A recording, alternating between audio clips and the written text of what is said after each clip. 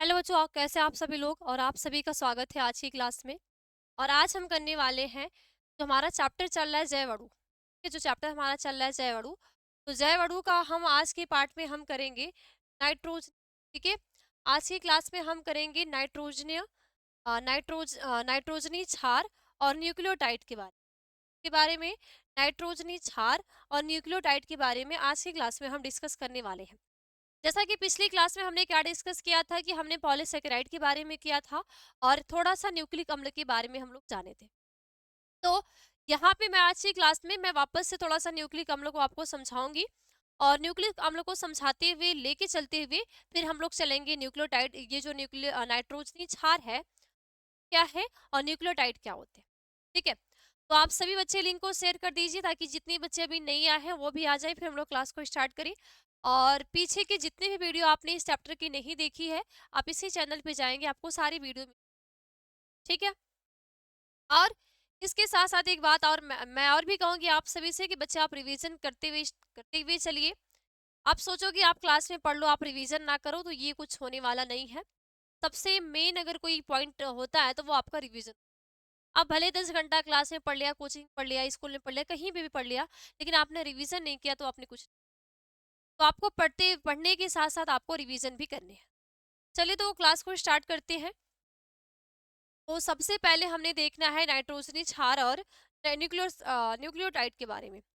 लेकिन जैसा कि मैं आप सभी को बता दूं कि जो बच्चे पिछले क्लास में नहीं थे उनका मैं थोड़ा सा बेस क्लियर करवा दूं। पिछले क्लास में हमने बात की थी न्यूक्लिक अम्ल की। न्यूक्लिक क्लिक अम्ल की। ये जो बेटा न्यूक्लिक अम्ल है ना। अगर हम न्यूक्लिक अम्ल की बात करें, इस न्यूक्लिक अम्ल को आप इंग्लिश नेम भी लिख लो, न्यूक्लिक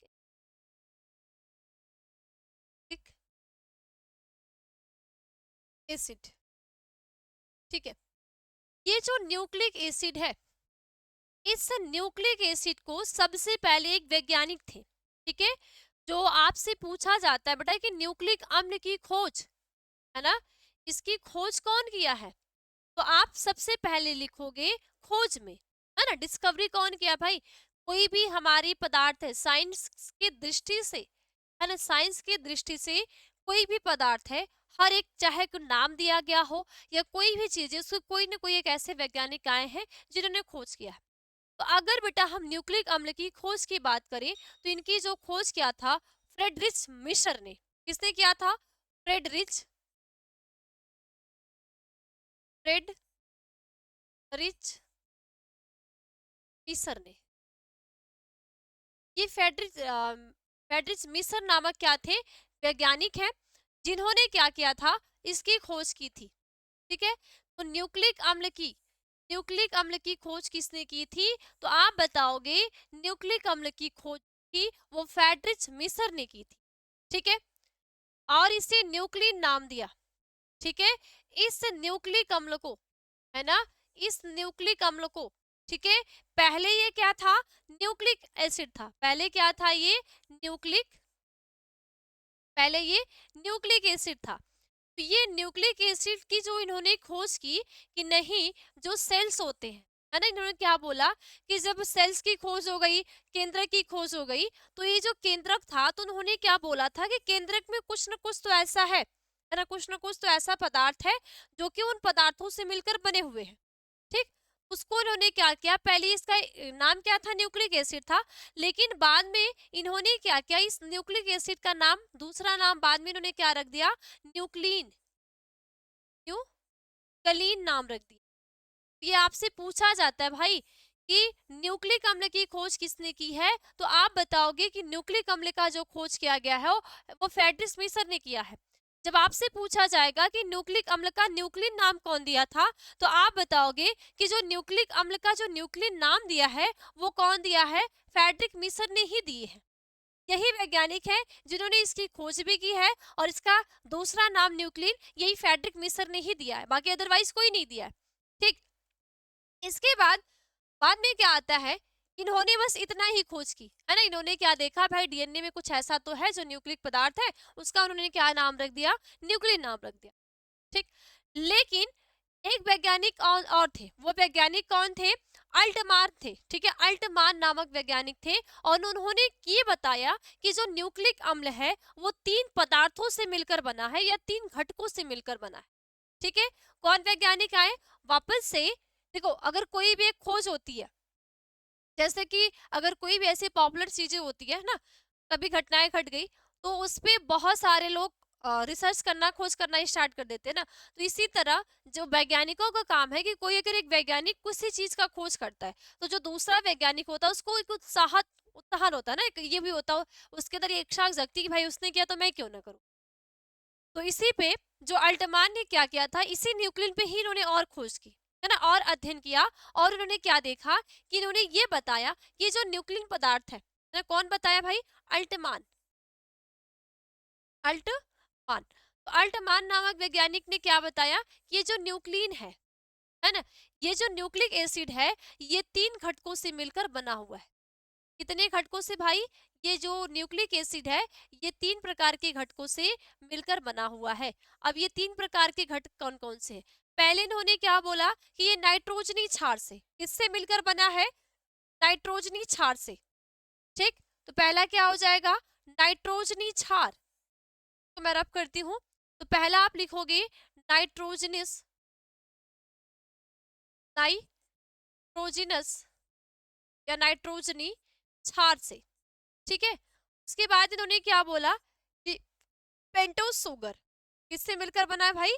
पेंटोज शुगर से या पेंटोज शर्करा से ये मिलकर बना हुआ है। वापस से थर्ड पदार्थ इन्होंने क्या बताया कि ये बना है फास्फेट ग्रुप से, है ना, फास्फेट से। तो खोज किसने की? फ्रेडरिक मिसर ने किया। नाम किसने दिया? फ्रेडरिक मिसर ने दिया। क्या नाम दिया? न्यूक्लियन दिया। लेकिन ये इन्होंने ये नहीं बता पाए कि इनके अंदर ये जो न्यूक्लिक एसिड बना हुआ है ये किन पदार्थों से मिलकर बना है। तो जब अल्टमान ने इस पे इन्होंने क्या की? खोज करी, है ना, इन्होंने भी क्या किया भाई? अध्ययन किया या खोज किया। तो इन्होंने ये बताया कि जो न्यूक्लिक एसिड होती है ये 3 प्रकार के पदार्थों, या पदार्थ ना बोल के हम क्या कह सकते हैं? घटक। तो ये 3 प्रकार के घटकों से मिलकर बने होते हैं। पहला क्या होता है? नाइट्रोजनी क्षार होता है, दूसरा होता है पेंटोज शुगर होता है, और तीसरा क्या होता है? फास्फेट ग्रुप होता है, यानी कि आप इसको हम फास्फेट समूह भी कहते हैं। क्या कहते हैं? फास्फेट समूह भी कहते हैं, ठीक। तो आज की क्लास की हमारी टॉपिक क्या होने वाली है? नाइट्रोजनी क्षार की और न्यूक्लियोटाइड की। अब इसके बाद क्या देखा गया? आगे चल के ये देखा गया कि जो न्यूक्लिक एसिड होते हैं, है ना, क्या आप इसको स्क्रीनशॉट लेना, आप स्क्रीनशॉट ले सकते हो, या मेरे साथ अगर आपको लिखना है तो आप मेरे साथ लिख भी सकते हो, जो भी आपको सुविधा अच्छी लगे वो आप कर सकते हो, ठीक। इसके बाद इन्होंने क्या किया कि जो न्यूक्लिक एसिड था, ये जो न्यूक्लिक एसिड था इन्होंने इसका 2 प्रकार दे दिया। 2 प्रकार क्या था भाई? इसके 2 प्रकार क्या थे? देखो, दिख रहा है कि नहीं? चलो, इसके क्या थे? प्रकार थे। प्रकार में इन्होंने क्या बोला कि इसके 2 प्रकार होते, है ना। न्यूक्लिक एसिड 2 प्रकार के होते। एक होते हैं राइबोज न्यूक्लिक एसिड, है ना, राइबोज, राइबोज न्यूक्लिक एसिड, यानी कि राइबो न्यूक्लिक अम्ल। और दूसरा क्या था? डीऑक्सीराइबोज, ठीक है। दूसरा क्या था? D oxy deoxy ribose nucleic nucleic acid, deoxyribose nucleic acid. देखो, अब हम राइबोज न्यूक्लिक एसिड क्यों कहते हैं? क्योंकि इस राइबोज न्यूक्लिक एसिड में क्या पाए जाते हैं? राइबोज शर्करा। क्या होगा? राइबोज शुगर, राइबोज शुगर होते, राइबोज राइबोज शुगर होते, ठीक है। और ये जो डीऑक्सी है इसमें क्या होगा? डीऑक्सी राइबोज शुगर, ठीक है। क्या होगा? डी ऑक्सी राइबोज शुगर होते। डीऑक्सी का मतलब आप समझे? इसमें क्या हो जाएगा? ऑक्सीजन है ना, ऑक्सीजन क्या है? नहीं है, ठीक। ऑक्सीजन क्या है? नहीं है। तो ये न्यूक्लिक अम्ल जो होती है, जब भी आपसे ये पूछा जाए कि न्यूक्लिक अम्ल कितने प्रकार के होते हैं, आप बताओगे न्यूक्लिक अम्ल 2 प्रकार से होते हैं। ठीक है। कितने प्रकार के? 2 प्रकार के होते हैं। एक चीज बेटा मैं आपको और बता दूं कि जब फ्रेडरिक मिशन ने क्या किया था, इस न्यूक्लिक अम्ल का खोज करी थी। ये जो न्यूक्लिक अम्ल था, इसका खोज इन्होंने क्या किया था, फ्रेडरिक मिशन ने किया था। और जब इन्होंने देखा कि नहीं, केंद्र के अंदर कुछ तो ऐसा है, कुछ तो ऐसा पदार्थ है, और इस पदार्थ का उसने क्या दे दिया, न्यूक्लिन नाम दे दिया। लेकिन जब अल्टमान आए, उन्होंने भी इस पे अध्ययन किया, केंद्र के अंदर झांक के देखा ना, झांक का मतलब कि वो भाई उस पे अध्ययन किए। तो वो जब झांक के देखी तो वो देखे कि नहीं, ये जो है, जो कुछ ना कुछ ऐसे पदार्थ है जो इन पदार्थों से मिलकर बना हुआ है। तो इन्होंने ये पाया कि ये 2 पदार्थों से मिलकर बना है। ठीक है, ये क्या है, 3 पदार्थों या 3 घटकों से मिलकर बना है। पहला है नाइट्रोजनी क्षार से, दूसरा पेंटोस शुगर है, और तीसरा क्या है, फास्फेट है। तो ये समूह से बना है और ये अम्लीय प्रवृत्ति के होते हैं। उन्होंने क्या बोला कि ये जो अम्लीय प्रवृत्ति के होते, ये जो तीनों है, तो ये तीनों क्या है भाई, अम्लीय प्रवृत्ति। क्या है ये, अम्लीय, अम्लीय प्रवृत्ति। अम्लीय प्रवृत्ति का मतलब हम ये कह सकते हैं एसिडिक, एसिडिक नेचर। क्या है ये, एसिडिक नेचर के, अम्लीय प्रवृत्ति है। तो अम्लीय प्रवृत्ति के कारण ही अल्टमान ने इसको क्या नाम दे दिया, न्यूक्लिन के स्थान पे, न्यूक्लिन को चेंज करके, ये इस चीजों से मिलने की वजह से, और ये अम्लीय प्रवृत्ति की थी, इनका जो एसिडिक नेचर के होने की वजह से इसका नाम क्या रख दिया, न्यूक्लिक रख दिया, न्यूक्लिक एसिड रख दिया। क्या बोला कि नहीं भाई ये न्यूक्लिन नहीं है, ये न्यूक्लिक क्या है, अम्ल है, चेंज कर दिया इसके नाम को, है ना। करेक्शन जो कहते हैं भाई, शुद्धिकरण, तो उन्होंने उसमें क्या कर दी, शुद्धिकरण कर दी। बात समझ में आ गई? कितने ऐसे बच्चे भाई जिसको नहीं समझ में आ रहा है,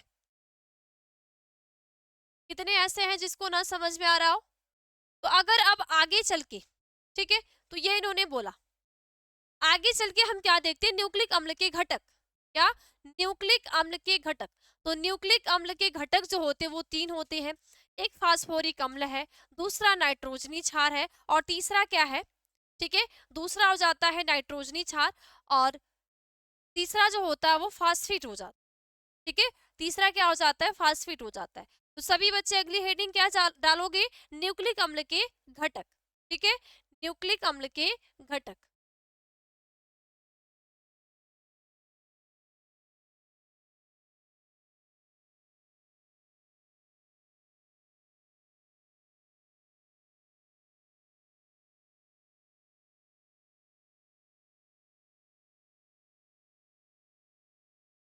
देखो, अब न्यूक्लिक अम्ल के घटकों में हमने बात क्या की है, 3 की है।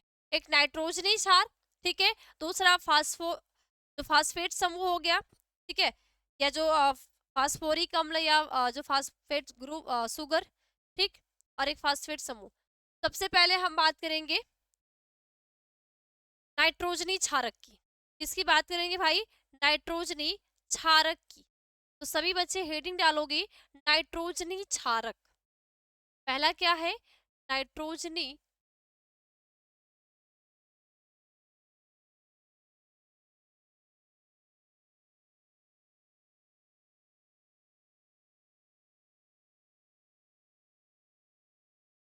या नाइट्रोजिनस, ठीक है, नाइट्रोजिनस या नाइट्रोजनी क्षारक, या इसको आप नाइट्रोजिनस बेस भी कह सकते हैं। ठीक है, लिख लो, नाइट्रो,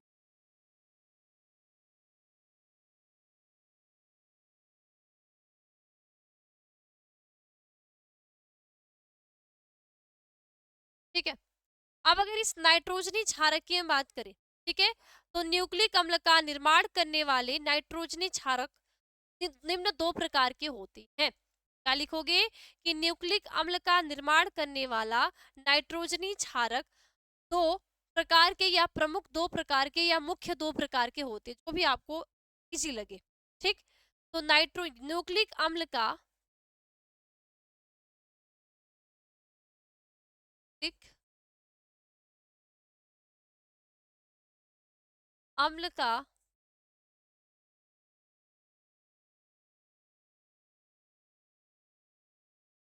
निर्माण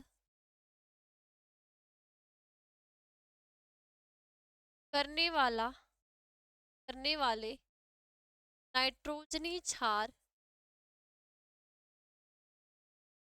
नाइट्रोजन क्षार मुख्यतः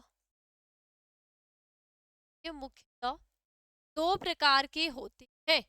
ठीक है, मुख्यतः दो प्रकार के होते हैं। ठीक है, मुख्यतः क्या होते हैं ये, दो प्रकार के होते हैं। पहला क्या होता है, पिरामिडिन होता है, दूसरा प्यूरिन होता है। ठीक है, मुख्यतः कितने प्रकार के होते हैं, दो प्रकार के होते हैं। पहला क्या होगा, पिरामिडिन,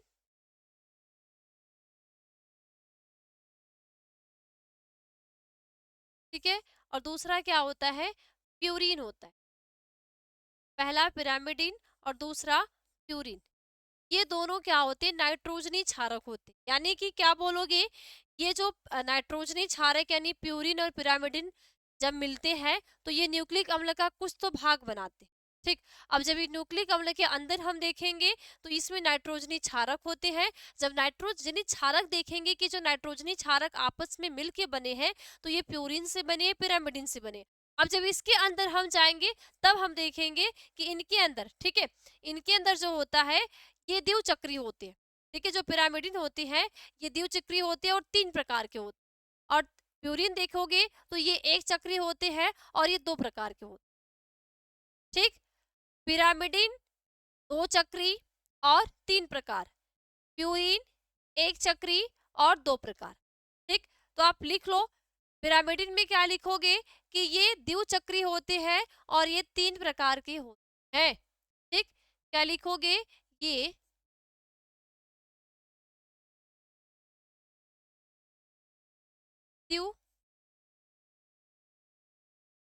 द्विचक्री होते हैं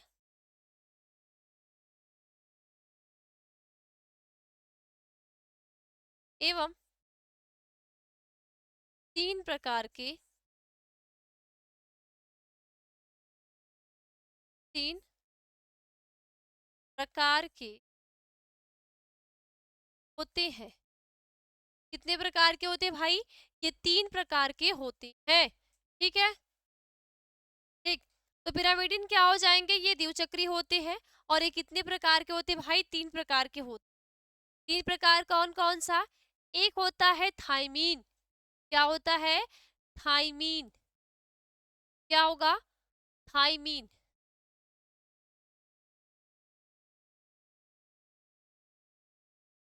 ठीक है, पहला क्या है, थाइमीन।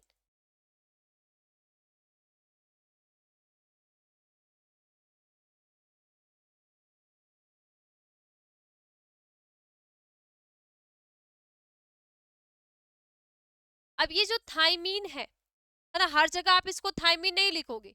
कहीं भी अगर आपको दर्शाना होगा तो आप हर जगह इसको थाइमीन नहीं लिखोगे। जहां भी आपको टी दिखाई दे, जहां भी आपको टी दिखाई दे, क्योंकि थाइमीन को हम टी से डिनोट करते हैं ना, टी से प्रदर्शित करते हैं, दर्शाते हैं।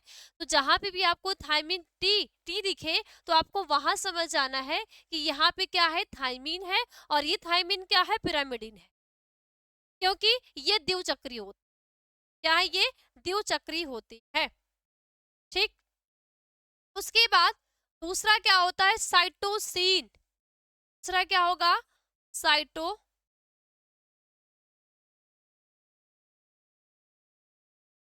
साइटोसिन। ये जो साइटोसिन है, साइटोसिन, ये जो साइटोसिन है, इस साइटोसिन को हमेशा हम किससे डिनोट करते हैं, सी से। किससे दर्शाएंगे, इसको हम हमेशा दर्शाते हैं सी से। जहां भी आपको सी दिखेगा, ये आपको क्षारक मिलते कहाँ है भाई, ये आपको डीएनए में, आरएनए में मिलते हैं। जहां पे भी आपको क्या दिखेगा, सी दिखेगा, तो मतलब वहां पे क्या प्रेजेंट है, ये पिरामिडिन है। और पिरामिडिन का कौन सा पार्ट है, साइटोसिन है। ठीक है, पिरामिडिन का कौन सा पार्ट है, ये साइटोसिन है। थर्ड है, तीसरा आता है यूरोसिल। तीसरा यूरोसिल,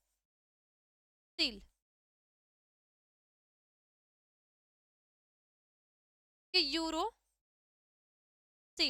ये जो यूरोसिल है, इसको हम यू से दर्शाते हैं। किससे दर्शाते हैं भाई, इस यूरोसिल को हम किससे दर्शाते हैं, यू से दर्शाते हैं। ठीक है, किससे दर्शाएंगे? यू से।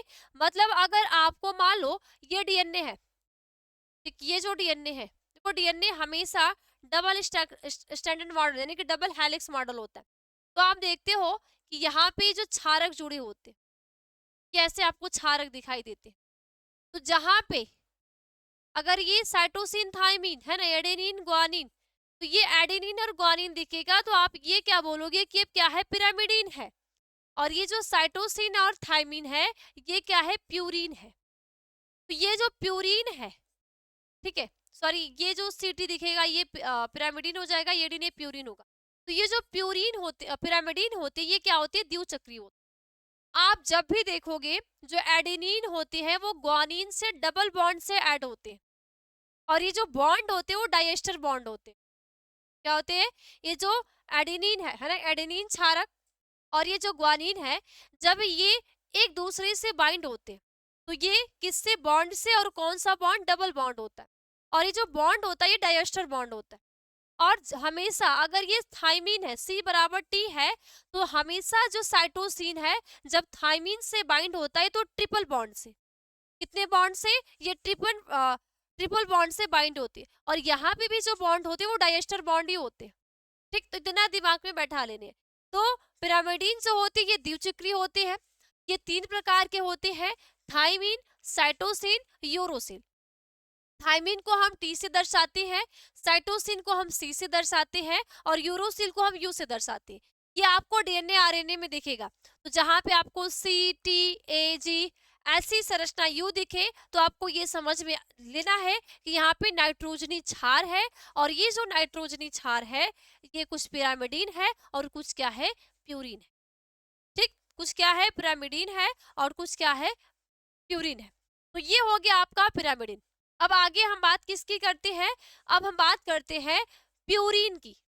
ठीक है, तो सभी बच्चे हेडिंग क्या डालोगे? दूसरा पॉइंट क्या है भाई? दूसरा प्रकार क्या है? प्यूरिन।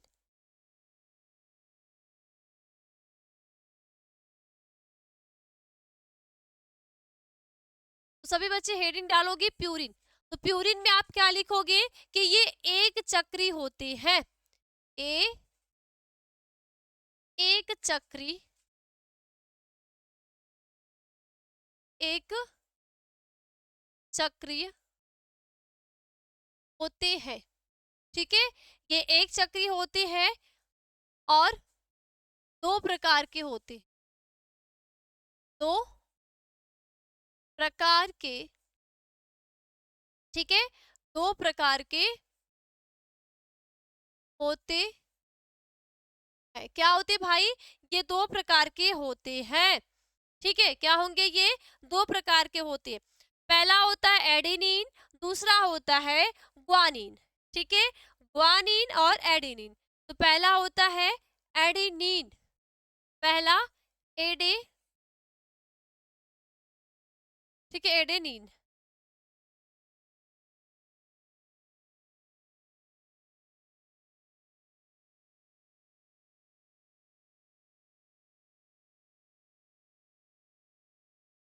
ठीक है, और दूसरा क्या होता है भाई? दूसरा होता है ग्वानिन, ग्वानिन, ग्वानिन। तो ये जो एडेनिन है, इस एडेनिन को हम दर्शाते किससे हैं? ए से दर्शाते हैं। और ये जो ग्वानिन है इसको हम जी से दर्शाते हैं। एडेनिन को ये से दर्शाते हैं और ग्वानिन को हम किससे दर्शाते हैं? एडेनिन से। मानो जैसे ये डीएनए है, मानो ये डीएनए है,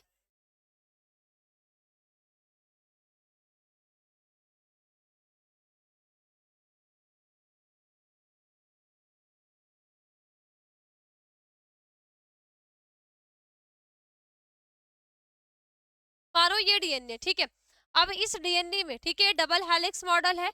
अब इसमें आपको ये एक बॉन्ड ए दिख रहा है, ठीक है, एक बॉन्ड ये हो गया, ठीक है, इसके बाद दूसरा बॉन्ड ये हो गया, ठीक, इसके बाद इसी तरह यहाँ पे भी बॉन्ड हो गया, ये भी हो गया, ये भी हो गया। तो ये आपको कुछ कुछ जगह दिखेगा क्या? देखो, एक ये है और ये एक ये, ठीक है, 2 संरचना आपको दिख रही है। तो मान लो यहाँ पे एक ऊपर क्या हो गया? ग्वानिन हो गया, ठीक, ये क्या हो गया? ग्वानिन, और ये साइटोसिन।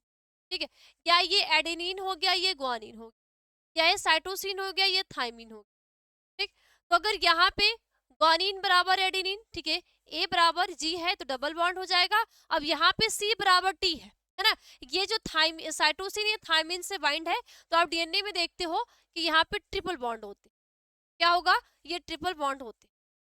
ठीक, तो ये होते हैं नाइट्रोजनी क्षारक। क्या होते हैं, नाइट्रोजनी क्षारक होते हैं। ठीक, समझ गए। तो ये हो गया नाइट्रोजनी क्षारक, और ये जो नाइट्रोजनी क्षारक है ये न्यूक्लिक अम्ल का क्या है, घटक है। क्योंकि कहीं ना कहीं जो ये न्यूक्लिक अम्ल यानी कि जो राइबोज शुगर है, ठीक है, राइबोज न्यूक्लिक अम्ल हो गया, और एक जोड़ी ऑक्सी राइबो न्यूक्लिक अम्ल हो गया, इन दोनों को बनाने वाला कौन है, यही है। और भी है, लेकिन इसमें भी इसके एक अहम रोल होता है। ठीक, जो फास्फेट डाइएस्टर बॉन्ड है भाई, वो जो बॉन्ड बनाते हैं, कुछ बॉन्ड को बनाएंगे, कुछ बेस को बनाएंगे, तो ये अलग अलग तरीके का ये निर्माण होता है। और यही जो आपके डीएनए और आरएनए इन सभी पार्टों से या इन सभी भागों से मिलकर बने होते हैं, तो यही क्या करते हैं, आनुवंशिक लक्षणों का निर्धारण करते हैं। कभी कभी जब आप 12th में जाओगे तो आप म्यूटेशन पढ़ोगे, है ना, जीन में म्यूटेशन, यानी कि कहीं ना कहीं जो म्यूटेशन हो रहा है जिससे कि हम कहीं ना कहीं किसी न किसी बीमारी से ग्रसित हो रहे हैं। तो ये रीजन यही होता है कि जो हमारा आनुवंशिक पदार्थ है, आनुवंशिक पदार्थ यानी कि ये जो कहते हैं भाई डीएनए में खराबी हो गई, है ना, डीएनए खराब हो गया, इसके वजह से जो इसकी संतति आई इसमें कुछ न कुछ उसकी कमी रह गई। तो ये डीएनए में खराब क्या होती है, कभी आपने ध्यान दिया, तो ये डीएनए में जो ये नाइट्रोजनी बेस होती है, ये कभी न कभी इनकी अदला बदली हो जाती है। मानो जैसे ये एडेनिन हमने बाइंड किसके कर दिया, ग्वानिन के साथ, तो ये जो एक कोड होते हैं ना, कोडान होते हैं, आगे जाके आप पढ़ोगे, तो ये कोडान का क्या हो जाएगा, अदला बदली होगा। मान लो यहाँ पे एडेनिन है, ये ग्वानिन से यहाँ पे बॉन्ड है, ठीक है, ये एडेनिन क्या है, इस ग्वानिन से जुड़ा हुआ है, ये साइटिन यहाँ पे थाइमिन से, ये थाइमिन यहाँ से साइटोसिन से जुड़ा हुआ है। ठीक, अब क्या होगा कि ये जो ग्वानिन है ना, ये जो एडेनिन है, किसी भी कारणवश, है ना, इसके देखो जो म्यूटेशन के जो रीजन होते, कारण होते कई सारे, एक होते भौतिक कारण, है ना, क्या होते हैं, एक भौतिक कारण होते हैं, और एक रासायनिक होते हैं। रासायनिक में क्या करते हैं भाई, जब हम अल्कोहल का यूज कर रहे हैं, है ना, हम खैनी खाते हैं, सिगरेट पीते हैं, तो वो लगातार ये जब हमारे शरीर में जाती है तो कहीं ना कहीं हमारे बॉडी के पार्ट को इफेक्ट करती है। इसी तरह भौतिक रेज में, जैसे एक्सरे हो गया, अल्ट्रावायलेट रेज हो गया, उसके बाद गामा रेज हो गया। हमें अगर कोई भी दिक्कत होती है ना, अचानक हमें पेट में दर्द होने लगा, और पेट का जो दर्द हो गया वो लंबे टाइम तक बना रह गया, तो हम क्या कहते हैं भाई, अल्ट्रासाउंड करवा लो, पता चल जाएगा कि क्या दिक्कत है, एक्सरे करवा लो ना, आपकी कहीं भी चोट टोट लग गई तो यही होता है ना, एक्सरे करवा लो, पता चल जाएगा कि चोट वोट है कि नहीं। तो अगर हम बहुत ज्यादा एक्सरे करवाने ना, बहुत ज्यादा जब हम एक्सरे करवाते हैं, तो जो हमारी एक्स किरण होती है वो कहीं न कहीं हमारे जीन में चेंज ला देती है, हमारा डीएनए जो होता है वो खराब हो जाता है। खराब क्या हो जाएगा, खराब का मतलब क्या हो जाएगा, या तो ये टूट जाएगा, टूटने का मतलब कि जो बॉन्ड से बाइंड है ना, ये जो बॉन्ड से जुड़ा हुआ है ये बॉन्ड ही टूट जाएगा। ठीक, बॉन्ड नहीं टूटेगा तो दूसरा क्या हो जाएगा, ये जो अदला बदली हो जाएगा, है ना, जिनमें क्षार होते हैं, जो बेस होते हैं, इनकी अदला बदली हो जाएगी। अभी ये एडेनिन साइटोसिन से बाइंड है, देख रहे हैं आप, ये एडेनिन ग्वानिन से बाइंड है, लेकिन क्या हो जाएगा, ये एडेनिन आके साइटोसिन से जुड़ जाएगा, या ये ग्वानिन जाके थाइमिन से जुड़ जाएगा। तो क्या होगा, कहीं ना कहीं जो आने वाली संतति होगी उसमें भी चेंज होंगे, और संतति की छोड़ो हमारे शरीर में कुछ ना कुछ चेंज हो जाए। तो आप देखते हो कैंसर हो जाता है ना, हमें कैंसर हो जाता है, जैसे हम बहुत ज्यादा अल्कोहल वाली चीज लेने लगे तो हमें लंग्स कैंसर हो गया ना, फेफड़े का कैंसर हो जाता है, हमें ब्लड कैंसर हो जाता है। तो ये होने का रीजन क्या है, ये हमारी कुछ लापरवाहियां होती, देखो कुछ कुछ गलतियां हम जानबूझ के करते हैं, और कुछ गलतियों को हम अनजाने में करते हैं। तो ये धीरे धीरे धीरे धीरे धीरे जब हमारे सेल्स के जेनेटिक पदार्थ में जाती है, डीएनए में, जीन में, या गुणसूत्र में जाती है, क्रोमोसोम में जाती है, तो ये कुछ ना कुछ वहां पे म्यूटेशन कर देती है, जिससे कि हम बीमारियों से ग्रसित भी हो जाते हैं। और मान लो अगर कोई भी एक हमारा जीन खराब है, अब हमें लिंग का निर्धारण करना है ना, मान लो एक हस्बैंड और एक वाइफ है, अब हस्बैंड का तो ठीक है, लेकिन जो स्त्री है उसका कहीं ना कहीं कुछ रीजन है जिसका उसका जीन या डीएनए कुछ भी खराब है। अब वहां पे जब लिंग का निर्धारण होगा, जब एक संतति आएगी, तो मान लो ये उंगली का निर्धारण करना है, ये फिंगर है और ये फिंगर वाला जीन ये करेगा कि जो हमारी ये वाली जो उंगली है ये यही रहेगी, बाकी कहीं नहीं होगी। मान लो ये खराब हो गई तो कुछ ना कुछ आके जो संतति आएगी उसमें क्या हो जाएगी, दिक्कत हो जाएगी। तो इसीलिए आप 11th में लापरवाही कर देते हो। 11th आपका मजबूत है तो 12th आपका बढ़िया है। 11th आप अच्छी तरीके से पढ़े हो तो जब आप 12th में जाते हो कोई भी टॉपिक पढ़ते हो तो आपको एकदम क्लियर हो जाती है कि ये कैसे हुआ। ठीक, तो यही रीजन होते हैं म्यूटेशन के, या तो हमारे जीन में या डीएनए में या क्रोमोसोम में। तो जब डीएनए की बात आती है तो डीएनए में बेटा ये जो क्षार होते हैं या तो ये खराब हो जाते हैं, ठीक है, या तो इसकी अदला बदली हो जाएगी, या तो इसमें जो बॉन्ड होते हैं वो टूट जाते हैं ना, जीन डीएनए का टूट जाना, जीन में खराबी आ जाना। मान लो ये जो एडेनिन वाला जीन है क्या हो गया, खराब हो गया, खराब हो गया। ये तो ठीक है, ये खराब हो गया तो क्या होगा, कहीं ना कहीं इससे क्या होगा, इफेक्ट पड़ेंगे, यानी कि प्रभावित हो। ठीक, तो ये होते हैं नाइट्रोजनी क्षार। क्या होते हैं, नाइट्रोजनी क्षार।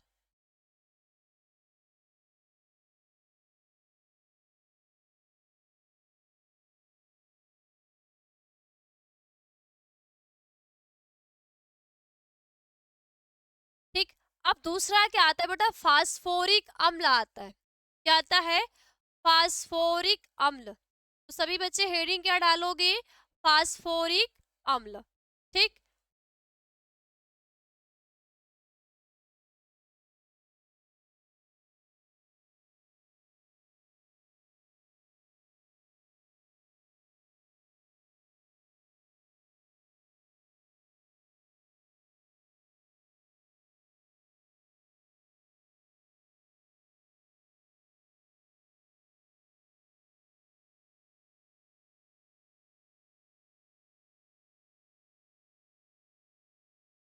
फास्फोरिक अम्ल। ठीक, देखो जो फास्फोरिक अम्ल होते हैं ये दो न्यूक्लियोसाइड के, ठीक है, दो न्यूक्लियोसाइड के जुड़ने का कार्य करते हैं। ठीक है, ये फास्फोरिक अम्ल क्या करते हैं, दो न्यूक्लियोसाइड को जोड़ने का कार्य करते हैं। तो फास्फोरिक अम्ल में सबसे पहले पॉइंट आप क्या लिखोगे कि यह, ठीक है, यह दो न्यूक्लियोसाइड को, यह न्यूक्लियोसाइड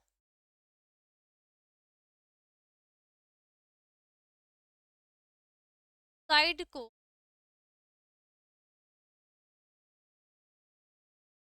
जोड़ने का, जोड़ने का कार्य करते हैं।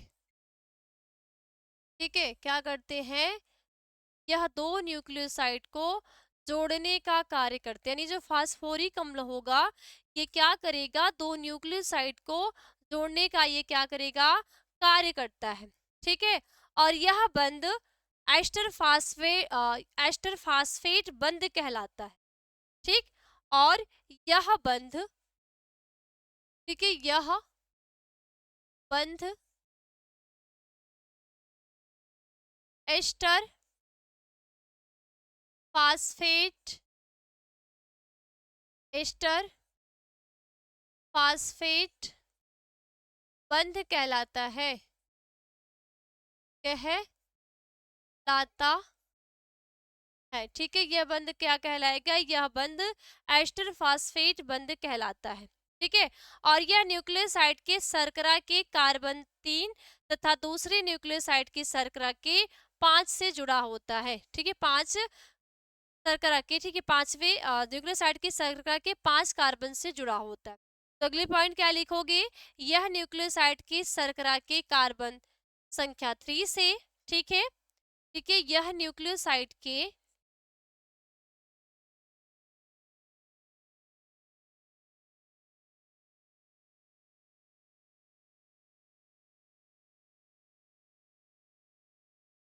यह, ठीक है, यह न्यूक्लियोसाइड के शर्करा के कार्बन संख्या, न्यूक्लियोसाइड के शर्करा के,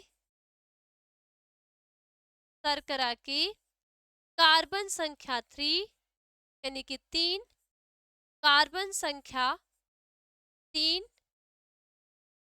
ठीक है, कार्बन संख्या 3 तथा दूसरे न्यूक्लियोसाइड की, ठीक है, दूसरे न्यूक्लियोसाइड की शर्करा के, ठीक है, तथा दूसरी न्यूक्लियोसाइड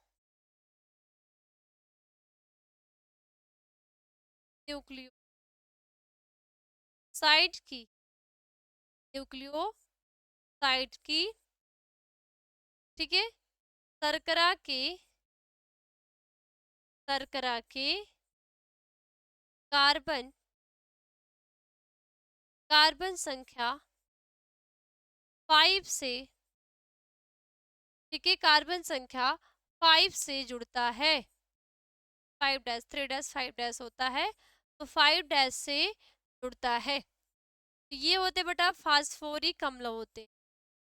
क्या होते हैं? फास्फोरिक अम्ल होते। आपको दो चीजें क्लियर हो गई। एक फास्फोरिक अम्ल यानी बेटा जो एस्टर बॉन्ड है ना, हमने क्या बोला, ये जो बंद होते हुए एस्टर बॉन्ड कहलाते हैं। तो एक आप जब डीएनए की संरचना देखते हो या आरएनए की संरचना देखते हो, उसमें एक 3 डैश होता है और एक क्या होता है 5 डैश होता है। तो ये जो फास्फोरिक अम्ल होता है, ये क्या करता है, दो न्यूक्लियोसाइड को जोड़ने का कार्य करता है। जो दो न्यूक्लियोसाइड होती है, उन दोनों न्यूक्लियोसाइड को आपस में जोड़ने का कार्य करता है।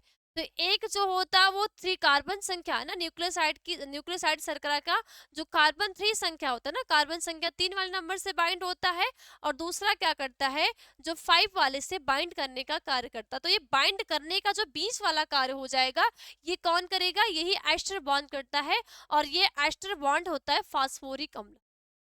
ठीक है, ये एस्टर बॉन्ड ही होती है हमारे, क्या होते हैं, फास्फोरिक अम्ल होते हैं। मुझे आई होप ये आप सभी बच्चे को समझ में आ रहा होगा। देखो कुछ भी टॉपिक चेंज नहीं है, इजी है, बस आपको इजी वे समझना है, बहुत अच्छी तरीके से आपको समझना है। अगर आपका ध्यान क्लास की तरफ होगा तो आप चीजों को समझ ले पा रहे होंगे। क्लास की तरफ ना होके कहीं और होगा, है ना, इधर उधर, आधा ध्यान पढ़ाई पे, आधा ध्यान कहीं और होगा, तो वो थोड़ी सी दिक्कत आ रही होगी। ठीक, समझ गए? क्लियर? समझ गए? चलो, अब अगली हेडिंग हम डालते हैं। देखो आपको मैं पहले बता दी, अगर नोट करना है आप मेरे साथ नोट कर लो, नहीं नोट करना है आप स्क्रीनशॉट ले लो। ठीक है, नोट करना है मेरे साथ आप नोट कर सकते हो, नहीं नोट करना है तो आप स्क्रीनशॉट भी ले सकते हो, जो भी आपको इजी लगे ना, जो भी आपके रास्ते है ना। देखो हमें रास्ते वही अपनाने चाहिए जो हमको इजी लगे ना, वो चीज होती। चलो, तो अगले हेडिंग आप सभी बच्चे डालोगे कि न्यूक्लियोसाइड। बेटा हमने ये न्यूक्लियोसाइड बोल रहे हैं कि ये दो न्यूक्लियोसाइड को जोड़ने का कार्य कर रहा है, तो ये न्यूक्लियोसाइड क्या होते हैं, ये मन में तो आपको आ रहा होगा। भाई मैम तो ने तो बता दिया कि ये दो जो फास्फोरिक अम्ल होते हैं, ये दो न्यूक्लियोसाइड को बाइंड करने का ना, जोड़ने का कार्य करते हैं। तो ये न्यूक्लियोसाइड होते क्या है? ऐसा आया कि नहीं आया? ऐसा क्वेश्चन दिमाग में आया कि नहीं आया? बोलो, आया? नहीं आया? तो ये भी क्लियर कर लो। तो हेडिंग डालोगे न्यूक्लियोसाइड। क्या डालोगे? न्यूक्लियोसाइड किसे कहते हैं?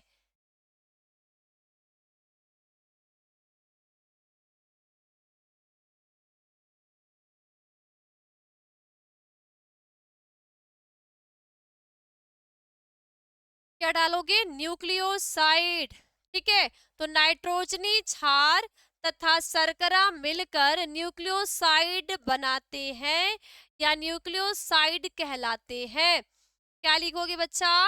कि नाइट्रोजनी क्षार तथा शर्करा मिलकर न्यूक्लियोसाइड बनाते हैं या कहलाते हैं, बनाते लिख सकते। ठीक है, तो नाइट्रोजनी क्षार,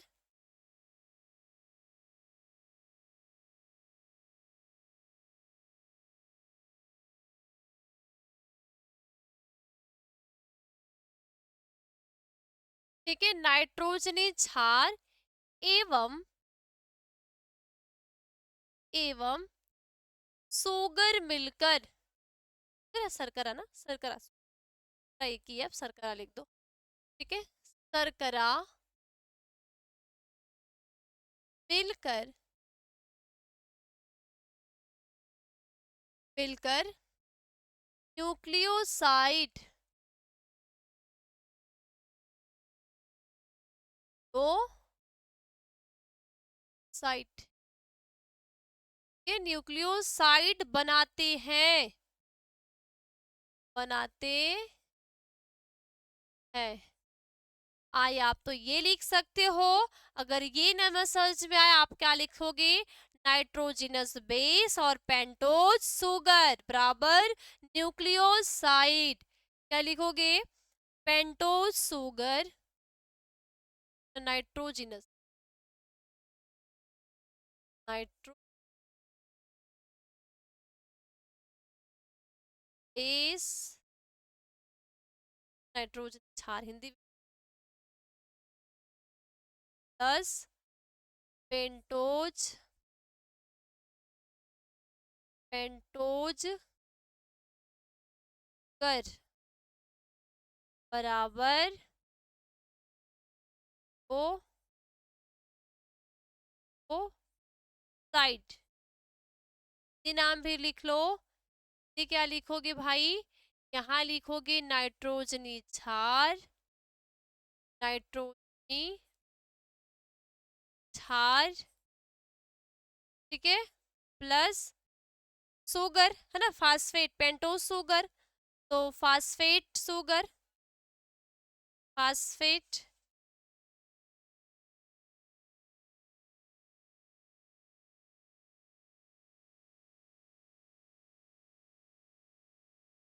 पेंटोज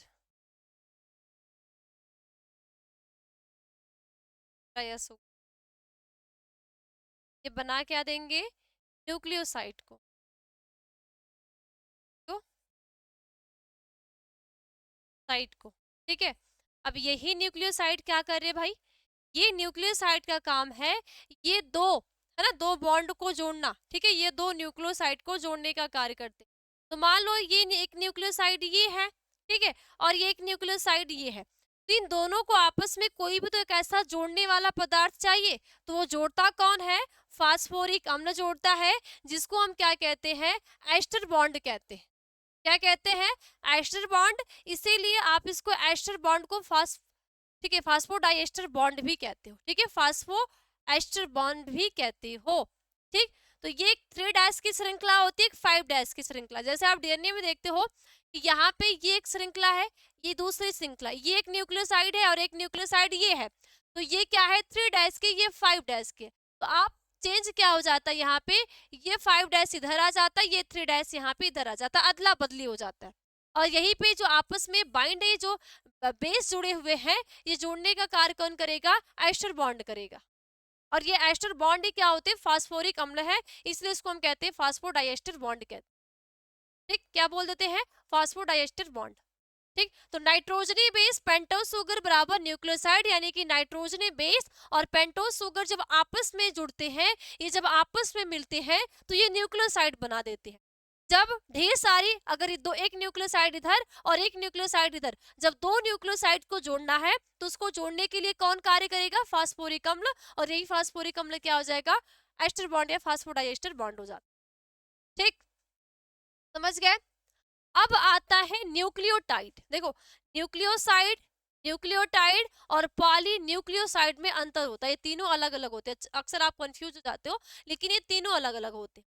तो न्यूक्लियोसाइड में आपने क्या देखा, नाइट्रोजनी क्षार, नाइट्रोजनी क्षार क्या है भाई, पिरामिडिन और प्यूरिन, यानी एडेनिन, ग्वानिन, साइटोसिन, थाइमिन और यूरोसिन, ये हमारे क्या है, नाइट्रोजनी बेस है।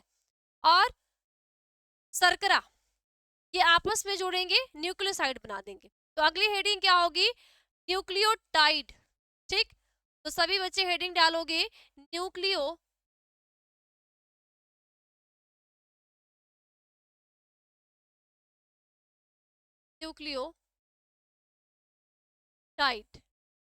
अब ये न्यूक्लियोटाइड क्या है, हम न्यूक्लियोटाइड कहते किसे हैं, ठीक,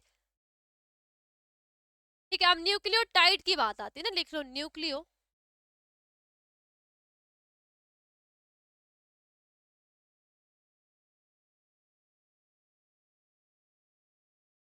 न्यूक्लियोटाइड। अभी न्यूक्लियोटाइड क्या होती है, तो नाइट्रोजनी क्षार, पेंटोज शर्करा तथा फास्फेट समूह मिलकर न्यूक्लियोटाइड बनाते हैं। क्या लिखोगे, नाइट्रोजनी क्षार, पेंटोज शर्करा तथा फास्फेट समूह मिलकर न्यूक्लियोटाइड बनाते हैं। ठीक, सभी बच्चे लिखोगे नाइट्रोजनी क्षार, नाइट्रोजनी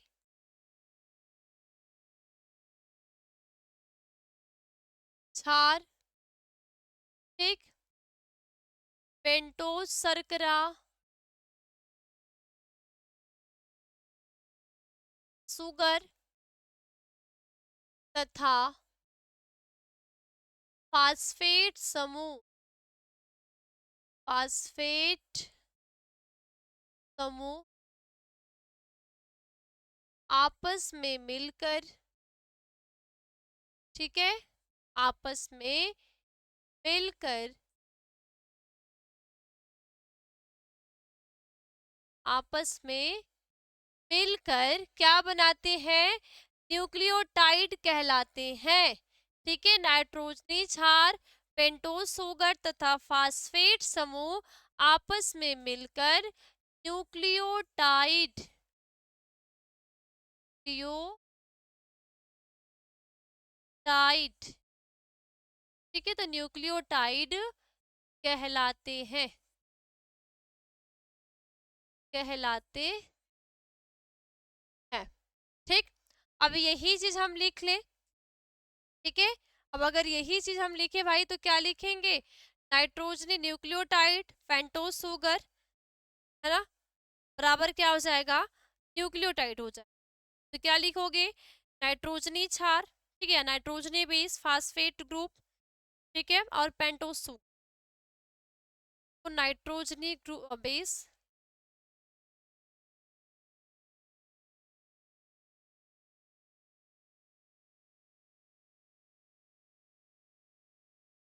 ठीक है, नाइट्रोजनी, ठीक है, नाइट्रोजिनस, नाइट्रोजिनस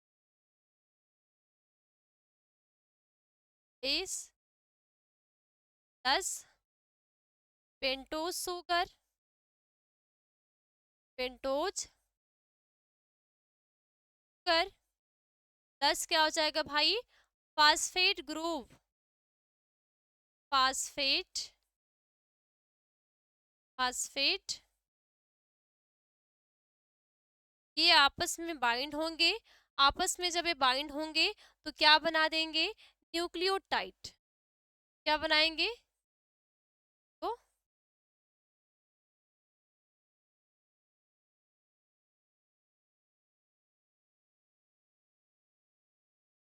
टाइड,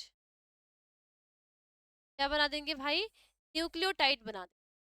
तो ये होती है हमारी न्यूक्लियोटाइड, यानी कि नाइट्रोजनी क्षार, पेंटोज शर्करा तथा फास्फेट समूह जब आपस में बाइंड होंगे तो ये आपस में जब बाइंड हो जाते हैं तो ये मिलके क्या बनाते हैं? न्यूक्लियोटाइड बनाते हैं, या आपस में जब जुड़ते हैं तो इनको हम कहते हैं न्यूक्लियोटाइड कहते हैं। ठीक है, और एक न्यूक्लियोसाइड में शर्करा के प्रथम कार्बन, ठीक है, कार्बन पर नाइट्रोजन क्षार तथा पांचवें कार्बन पर फास्फेट समूह जुड़ता है। आगे क्या लिखोगी भाई? एक न्यूक्लियोसाइड में शर्करा के प्रथम कार्बन पे, ठीक, आगे एक न्यूक्लियोसाइड में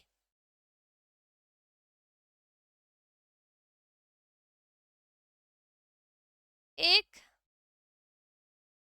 न्यूक्लियोसाइड में, ठीक है, एक न्यूक्लियोसाइड में, ठीक है, एक न्यूक्लियोसाइड में, ठीक, शर्करा के प्रथम कार्बन, शर्करा के, शर्करा के प्रथम कार्बन, प्रथम कार्बन, ठीक है, तो शर्करा के प्रथम कार्बन यानी कि क्या है भाई? पहला कार्बन, ठीक है, पर नाइट्रोजनी क्षार, ठीक है, प्रथम कार्बन पर नाइट्रोजनी क्षार, नाइट्रोजनी, ठीक है, नाइट्रोजनी क्षार बाइंड होगा, ठीक, तथा पांचवें कार्बन पर फास्फेट समूह जुड़ता है। नाइट्रोजनी क्षार, तथा पांचवें ना, पांचवें कार्बन पर, पांचवें कार्बन यानी कि 5 जो कार्बन होगा, तो पांचवें कार्बन पर फास्फेट समूह, फास्फेट समूह जुड़ता है, समूह का। तो ये होते हैं न्यूक्लियोटाइड, यानी कि नाइट्रोजनी क्षार पेंटोज शुगर जब आपस में बाइंड होंगे, ये आपस में जब ये बाइंड हो जाते हैं, तो आपस में बाइंड होने के बाद ये निर्माण कर देते हैं न्यूक्लियोटाइड का, या नाइट्रोजनी क्षार पेंटोज शुगर और फास्फेट ग्रुप आपस में मिलके ये क्या कहलाते हैं, न्यूक्लियोटाइड कहलाते हैं। और एक न्यूक्लियोसाइड में शर्करा के प्रथम कार्बन पर नाइट्रोजनी क्षार होता है तथा पांचवें कार्बन पर फास्फेट समूह जुड़ता है। ठीक है, प्रथम पे, पहले कार्बन पे क्या होगा भाई, नाइट्रोजनी क्षार होगा, और जो पांचवा कार्बन होगा उस पे क्या होते हैं, फास्फेट समूह जुड़ता है। तो ये आपको एकदम ध्यान देने, ठीक, ये आपको बहुत अच्छी तरीके से बेटा ध्यान देनी है कि क्या होते हैं न्यूक्लियोटाइड, क्या होते हैं न्यूक्लियोसाइड, क्या होते हैं नाइट्रोजनी क्षार, क्या होते हैं फास्फेट ग्रुप। ठीक, पेंटोज शुगर। ठीक, अब अगली हेडिंग क्या है, पॉली न्यूक्लियोसाइड। क्या है, पॉली न्यूक्लियोसाइड। तो सभी बच्चे का अगर ये हो चुका है, अगर आपने स्क्रीनशॉट ले लिया है या आप मेरे साथ नोट कर लिए हैं, तो अगली हेडिंग डालेंगे पॉली न्यूक्लियोसाइड। ठीक, पॉली न्यूक्लियोसाइड।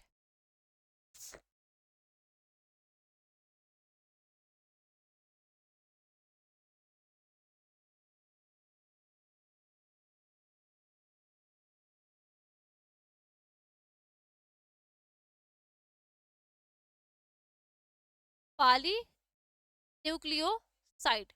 अब ये पॉली न्यूक्लियोसाइड क्या होते, देखो बहुत से न्यूक्लियोसाइड, ठीक है, या बहुत से न्यूक्लियोटाइड श्रृंखलाबद्ध होकर बहुलक बनाते हैं, और इन्हें हम क्या कहते हैं, पॉली न्यूक्लियोटाइड कहते हैं। साइड नहीं, टाइड होगा, पॉली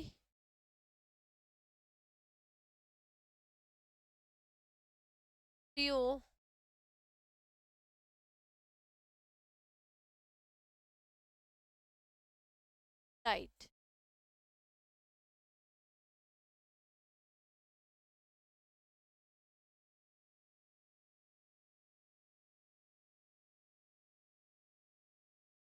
ठीक, पॉलीन्यूक्लियोटाइड।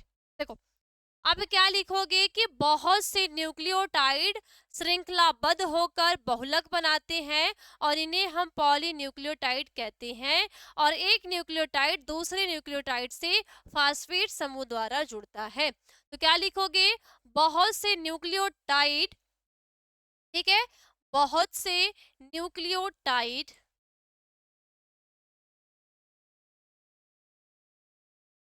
बहुत से न्यूक्लियोटाइड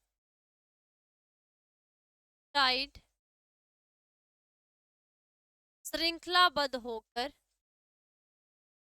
श्रृंखलाबद्ध होकर,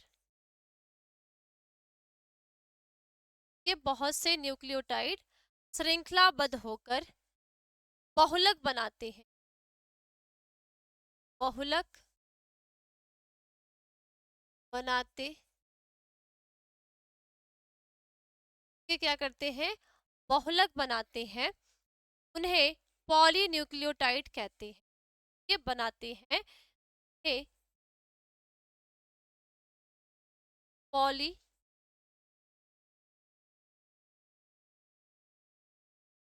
न्यूक्लियो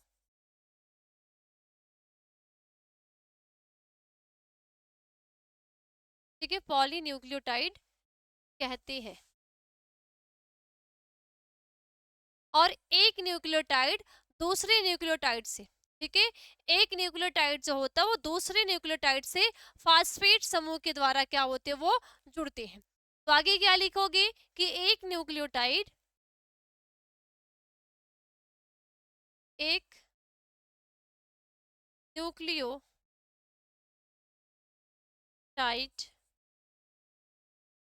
ठीक है दूसरे दूसरे न्यूक्लियोटाइड से फास्फेट समूह द्वारा फास्फेट समूह द्वारा फास्फेट समूह द्वारा जुड़ते हैं। ये किस समूह द्वारा भाई बाइंड होंगे?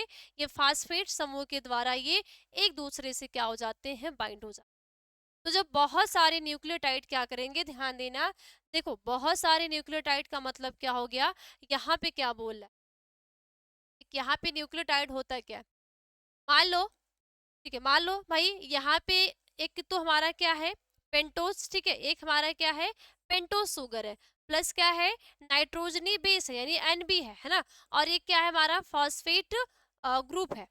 ये जब तीनों आपस में जुड़ रहे हैं तो ये क्या बना दे रहे हैं, न्यूक्लियोटाइड बना दे रहे हैं। ठीक, तो अब क्या होगा, बहुत सारे न्यूक्लियोटाइड, मान लो एक न्यूक्लियोटाइड ये है, ये है, ये है, जब आपस में एक ये है, ठीक है, ये है, ये है, ये है, जब ये आपस में जुड़ जाएंगे तो जुड़ने के बाद क्या बना देंगे, एक बहुलक बना देंगे, है ना, एक चैन बना देंगे, और इसी चैन को हम बोलेंगे पॉलीन्यूक्लियोटाइड, यानी कि यहाँ पे ढेर सारे क्या हो जाएंगे, न्यूक्लियोटाइड हो। ठीक, अब यहाँ पे क्या होगा कि मानो एक न्यूक्लियोटाइड ये है और दूसरा न्यूक्लियोटाइड ये, ठीक, अब इसको एक दूसरे से बाइंड होना है तो ये फास्फेट समूह से क्या होते हैं, आपस में जुड़ते हैं। अगर यहाँ पे फास्फेट समूह ना रहे तो एक न्यूक्लियोटाइड दूसरे से ना बाइंड हो सके, तो एक न्यूक्लियोटाइड को दूसरे न्यूक्लियोटाइड है ना, दूसरा जो होगा उसको बाइंड करने के लिए, जुड़ने के लिए क्या होता है, फास्फेट समूह होता है। तो यही बच्चे आपके होते हैं न्यूक्लियोटाइड, न्यूक्लियोसाइड, है ना, पॉलीन्यूक्लियोटाइड, नाइट्रोजनी क्षार, ये बहुत सारे ऐसे आपके टॉपिक है। ठीक है, समझ में आ गया। अभी एक चीज मैंने आपको यहाँ पे एक चीज छोड़ दी है, यहाँ पे अगर हम नेचर देखेंगे, है ना, जब हम इसके प्राकृतिक गुणधर्म की जो बात कहते हैं कि गुणधर्म में कैसे होते हैं, ठीक, तो अगर हम गुणधर्म की बात करते बेटा, तो ये जो न्यूक्लियोटाइड होता है ना, जब हम इसके गुणधर्म की बात करेंगे तो न्यूक्लियोटाइड के हमारे क्या होते हैं, ये प्रकृति में अम्लीय होता है ना, ये क्या होगा, ये अम्लीय अम्लीय प्रवृत्ति के प्रवृत्ति के होते हैं। क्या होंगे ये, अम्लीय प्रवृत्ति के होते, यानी कि एसिडिक नेचर, क्या लिखेंगे, एसिडिक, एसिडिक या एसिडिक नेचर के होते,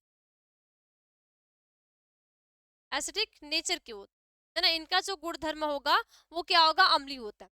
अम्लीय क्षारीय क्या होता है, जब हम पीएच मान देखते हैं, इस क्या देखते हैं, पीएच मान देखते हैं, तो पीएच मान में हम क्या देखते हैं कि जब अगर एक से, है ना, एक से लेके 7 तक है तो वो क्या होता है, अम्लीय है, क्या है, अम्लीय है। जब 7 से अधिक होता है तो वो क्या होता है, क्षारीय होता है ना, 1 से लेके 7 है तो वो क्या है, एसिड है। जब हम किसी का भी पीएच मान देखते हैं, जब 1 से लेके 7 तक है पीएच मान, तो वो क्या हम कहते हैं, ये एसिड है। जब एक 7 से अधिक हो जाता है ना, 7.5 है ना, 7 1 2 तक, ठीक है, 5 6 7 8 9 ऐसे हो जाता है, जब पीएच मान हो जाता है तो उसको हम क्या कहते हैं, क्षारीय, यानी कि क्या है, बेस है।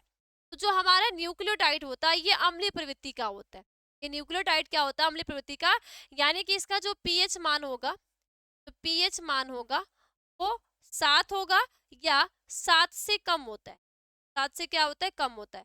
तो जो 7 है, 7 से कम तक है, उसको हम कहते हैं अम्लीय है ना, इसका जो नेचर हो जाएगा वो अम्लीय हो जाएगा। लेकिन अगर यहीं पे हम किसकी बात करें, न्यूक्लियोसाइड की बात करें, तो ये क्या होते हैं, क्षारीय प्रवृत्ति के होते हैं। तो यहाँ पे आप लिख सकते हो कि ये प्रकृति में, ठीक है, ये क्षारीय प्रकृति का होता है, ठीक, ये क्षारीय क्षारीय प्रकृति का होता है। यानी कि इसका पीएच मान क्या हो जाएगा, अगर हम इसकी किसकी बात करेंगे भाई, पीएच मान की, पीएच मान, इसका जो पीएच मान क्या हो जाएगा, ये 7 से अधिक हो जाए, 7 से अधिक, 7 से ये अधिक है, वो क्या है, बेस है, यानी कि क्षारीय नेचर का। तो हमेशा ध्यान देना, आपसे न्यूक्लियोटाइड और न्यूक्लियोसाइड में अंतर पूछे जाते हैं। तो जब आपसे न्यूक्लियोसाइड और न्यूक्लियोटाइड में अंतर पूछा जाएगा, तो आप बताओगे कि जो न्यूक्लियोटाइड होती है ये नाइट्रोजनी क्षार, पेंटोस शुगर और फास्फेट ग्रुप से मिलकर बाइंड होते हैं, यानी बने होते हैं। लेकिन जो न्यूक्लियोटाइड होते हैं, न्यूक्लियोसाइड जो होते हैं नाइट्रोजनी क्षार से और ये पेंटोस शर्करा से मिलकर बने होते हैं। और न्यूक्लियोटाइड जो होते हैं वो एसिडिक नेचर के होते हैं ना। जो न्यूक्लियोटाइड होगा उसका जो गुणधर्म होगा, यानी जो उसके हम प्रकृति की बात करेंगे, तो उसकी जो प्रकृति होती है वो अम्लीय प्रवृत्ति की। लेकिन जब हम न्यूक्लियोसाइड देखते हैं तो वो अम्लीय प्रवृत्ति की ना होके कैसे होते हैं, क्षारीय प्रवृत्ति के। क्यों? क्योंकि इसका जो पीएच मान होता है वो 7 से अधिक है। तो जिसका 7 से अधिक है, 7.5 से अधिक है, वो क्या होते हैं, बेसिक होते हैं ना, क्षारीय होते हैं। और जिसका कम है तो वो क्या होते हैं, अम्लीय होते हैं। ये बात आपने ध्यान दी। और इसके बाद ये आप ये भी लिख सकते हो न्यूक्लियोटाइड में कि यह न्यूक्लियोसाइड की फास्फोराइलेशन के द्वारा बनता है। ये क्या होगा, जब न्यूक्लियोटाइड का निर्माण होगा, कैसे होता है, जब न्यूक्लियोसाइड का क्या होगा, फास्फोराइलेशन होता है ना। फास्फोराइलेशन की जब क्रिया होती है तो ये न्यूक्लियोटाइड का निर्माण हो जाता है। जैसे क्या होगा, एएमपी, क्या होता है, एएमपी होता है ना, जीएमपी होता है, ठीक, सीएमपी होता है और यूएमपी होता है। तो ये हो गया न्यूक्लियोटाइड में। जब आपसे न्यूक्लियोसाइड में पूछा जाएगा तो आप बोलोगे यह न्यूक्लियोटाइड का एक भाग है। ये जो न्यूक्लियोसाइड है ये न्यूक्लियोटाइड का एक भाग है और राइबोज और डी राइबोज शर्करा से मिलकर बनता है। न्यूक्लियोसाइड जो बनेगा ये राइबोज शर्करा और डीऑक्सी राइबोज शर्करा से मिलकर बना होता है, ठीक है। और ये न्यूक्लियोटाइड का एक भाग होता है। एग्जाम्पल जैसे साइटिडीन है ना, यूरिडीन, एडेनिन, गुआनोसिन, थाइमिडीन, ये आपके होते हैं न्यूक्लियोसाइड। और न्यूक्लियोटाइड क्या होता है, एएमपी, यूएमपी, है ना, जीएमपी और सीएमपी, ये आपके न्यूक्लियोटाइड होते। तो न्यूक्लियोसाइड ही का जब फास्फोराइलेशन हो जाता है ना, किसका होगा, यानी कि एडिन गुआनोसिन का हो जाएगा, है ना, थाइमिडीन का हो जाएगा। जब ये फास्फोराइलेशन हो जाता है तो न्यूक्लियोटाइड का निर्माण हो जाता है। इसीलिए न्यूक्लियोसाइड न्यूक्लियोटाइड का एक भाग होता है। कि जब आपसे आपके एग्जाम में इसके बारे में क्या पूछेगा, अंतर पूछेगा, तो ये आपको ये अंतर बताना, ठीक। और मुझे उम्मीद है कि आपको एक एक पॉइंट आपको समझ में आ रही होगी, ठीक। ये सारी जितनी भी टॉपिक है, ये जितनी भी आपकी टॉपिक है, सभी टॉपिक को आपको बहुत अच्छी तरीके से एकदम प्रिपेयर कर लेने, ना बात के लिए नहीं छोड़ने कि हम बात के लिए छोड़ दें, ठीक। तो ये जो भी जितनी भी आप टॉपिक देख रहे हो, इन सारे टॉपिक को आपको बहुत अच्छी तरीके से याद करोगे। अगर मैं आपको बता दूं कि अगर जब आपके ये न्यूक्लियोटाइड, न्यूक्लियोसाइड, नाइट्रोजनी बेस यानी एडेनिन, साइटोसिन, थाइमिन, ये सारी जब टॉपिक आपकी क्लियर होगी, तब जाके आप अच्छी तरीके से, जब हम आगे क्लास में हम लोग आगे क्लास में डीएनए की स्ट्रक्चर की बात करेंगे, तब आप डीएनए की स्ट्रक्चर वाले टॉपिक को बहुत अच्छी तरीके से समझ पाओगे। तब समझ पाओगे जब आप इस टॉपिक को, ये आपकी एक एक जो लाइन है वो क्लियर होगी। तब अगर यहाँ पे डाउट रहेगा, तब आप जब डीएनए का स्ट्रक्चर पढ़ोगे, डीएनए क्या होता है, जेड डीएनए क्या होता है, बी डीएनए क्या होता है, डीएनए का निर्माण कैसे हुआ है, ये सारे जब टॉपिक आप पढ़ोगे तब आपको दिक्कत होगी। जब यहाँ पे डाउट रहेगा तब, यहाँ पे डाउट नहीं है, यहाँ पे आपका डाउट क्लियर है, तो फिर आगे जाके आपको किसी भी प्रकार का डाउट नहीं होगा, ठीक। ठीक है। तो मुझे उम्मीद है बेटा कि आपको ये सारी जो टॉपिक होगी वो आपको समझ में आ गई होगी। आई होप कि आपको किसी प्रकार की दिक्कत नहीं होनी चाहिए। अगली क्लास के लिए आप सभी बच्चे को, ठीक है, जब हमारी जो अगली क्लास होगी, उस अगली क्लास के लिए आपको पढ़ के क्या आने हैं, डीएनए की संरचना। क्या पढ़ के आओगे, डीएनए का स्ट्रक्चर। तो कल की जो अगली टॉपिक होगी वो क्या होगी, डीएनए की, डीएनए की संरचना, ठीक। ये डीएनए की आप संरचना पढ़ के आना। डीएनए की संरचना की बात, एक आपका पूछा जाता है आपके एग्जाम में, चार गाप का नियम। क्या पूछा जाता है, चार गाप का नियम पूछा जाता है। तो दूसरी हेडिंग क्या होगी? चार गाफ का नियम। ठीक, चार गाफ के नियम के बाद आपकी एक हेडिंग और आती है, जैसे जेड डीएनए है ना। जेड डीएनए क्या होता है और बी डीएनए क्या होता है? बी डीएनए जिसको हम कहते हैं बामावर्त, बामावर्त क्या बोलते हैं? बामावर्त एक होता है और एक दक्षिणावर्त होता है, दक्षिणावर्त होता है। ये आपको पढ़ के आने हैं। इसके साथ साथ आगे आपके बोर्ड एग्जाम में पूछा जाता है, ये इंपॉर्टेंट क्वेश्चन है, इसको आपको तो तैयार कर लेने हैं। डीएनए है ना, डिफरेंस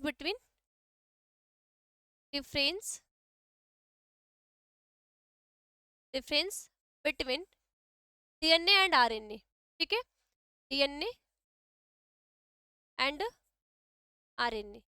तो अगर ये बच्चे आप ये टॉपिक अगर आप पढ़ के आते हो, अच्छे से तैयार करके आते हो, तो जब मैं आपको क्लास में पढ़ाऊंगी तो आपको किसी प्रकार की दिक्कत नहीं होगी, आप अच्छे तरीके से कर लो। ठीक है, क्योंकि बेटा ये जो डीएनए की संरचना ये भी आपकी बोर्ड 11th एग्जाम के लिए बहुत ही इंपॉर्टेंट है। और 11th के साथ साथ जब आप 12th में जाओगे तो डीएनए की संरचना, चार गाप का नियम, जेड डीएनए, बी डीएनए, ये जो आपकी टॉपिक है ये आपको 12th में मिल जाएगी। तो भाई आपको आगे आपको 12th भी बोर्ड एग्जाम भी देने हैं और आपकी एग्जाम के 11th एग्जाम के भी बेस पे है। तो क्यों ना हम इसको इतनी अच्छी तरीके से क्लियर कर लें कि हमारा 11th का जो एग्जाम है वो भी अच्छे तरीके से हो, और जो 12th में हम जाएं तो आगे चल के हमें किसी प्रकार की दिक्कत ना हो। तो ये टॉपिक आपको पढ़ के आने हैं, क्योंकि आगे क्लास में डीएनए की संरचना, चार गाप का नियम, डीएनए और आरएनए में जो अंतर होते हैं, या जेड डीएनए और बी डीएनए में क्या अंतर होते हैं, और आरएनए और डीएनए में अंतर क्या होते हैं, ये टॉपिक में। ठीक, तो बस आज की क्लास में इतना ही, मिलते हैं अगली क्लास में नए टॉपिक के साथ। तो ये बच्चे को बाय बाय, टेक।